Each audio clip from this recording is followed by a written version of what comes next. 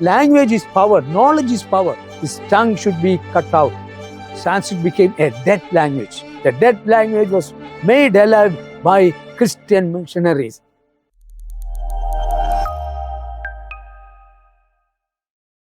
So, uncle, you made some very tall claims about the fact that it's a Christian missionary that preserved the Sanskrit language. Yes. And I hope you stand by what you said.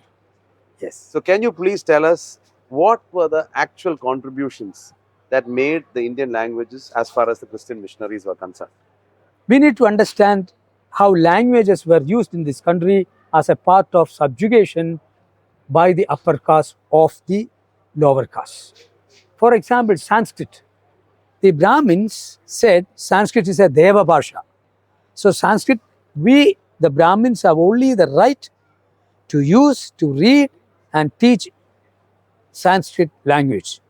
Unfortunately, even the Brahmins, women were also not allowed to talk or read Sanskrit.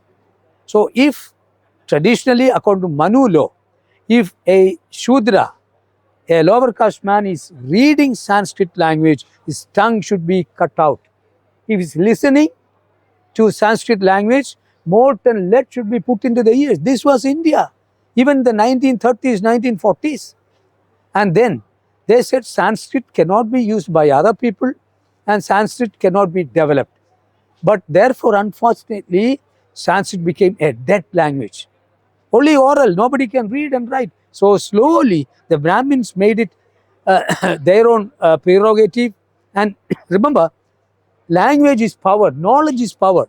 They wanted to keep the knowledge within themselves so that they can exploit others and they will not enlighten others. That was the key. But unfortunately, over the centuries, Sanskrit became a dead language. Sanskrit was part of the Indo-Aryan language, one of the 7,150 languages that came out of Babel, as we read in Genesis chapter 11. So Sanskrit is not developed by Indians. It was their discovery, just part of the Indo-Aryan languages, part of the family of languages that came from Babel years ago. Now, it was a dead language, but government of India was least interested. British India was not interested. Sanskritists or classicists were not interested to develop Sanskrit. So the East India Company and the British government was willing to develop only Persian, Urdu and to an extent Sanskrit.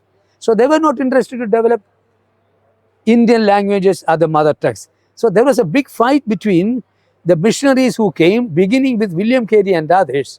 But what they did, that when they landed in, they started studying Sanskrit. They all became experts in that.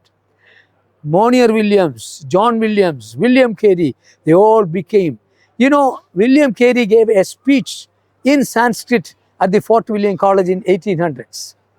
Greatly appreciated. It was William Carey and the Serampore missionaries, Joshua Marshman and William Ward, who translated from Sanskrit from Sanskrit to English Mahabharata and Ramayana. So the whole world knew about it because of that. And most of the I have details of everything. Most of the missionaries were experts in Sanskrit. Therefore, one reason they could also become experts in the mother tongues of India. Never again in the Oxford and Harvard and Cambridge and German Tübingen University, these missionaries started chairs for Sanskrit chairs. You remember, it was not the Brahmins, not the Indians who developed the Sanskrit language. The dead language was made alive by Christian missionaries. That is what I have proved. I have scientific data. I have historical records in my book, Let There Be India, The Impact of Bible on Nation Building.